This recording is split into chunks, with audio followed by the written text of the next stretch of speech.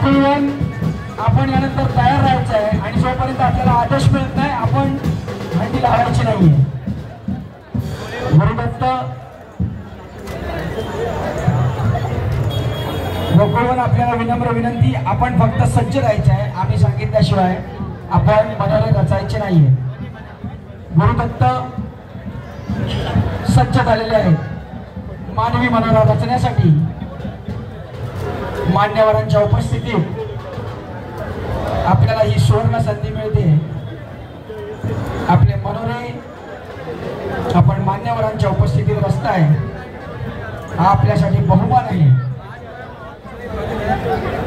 दरम्यान 1, 2 आणि तिसरा थर या ठिकाणी उभा राहतोय गुरुदत्त गोविंद पथकाचा। अतिशय सुंदर आणि शिस्तबद्ध असा चौथा थर या ठिकाणी बसतोय।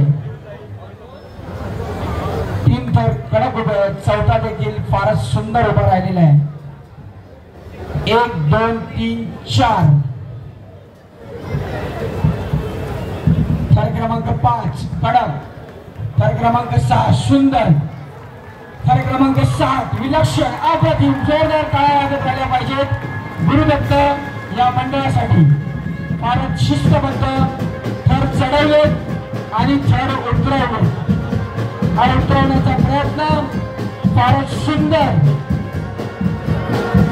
फार सुंदर, उत्कृष्ट, सर्वोत्कृष्ट, सुंदर 7 थरांचा मानवी मनोरा या ठिकाणी गुरुदत्त या गोविंद पथकाकडून आपल्याला पाहायला मिळाला।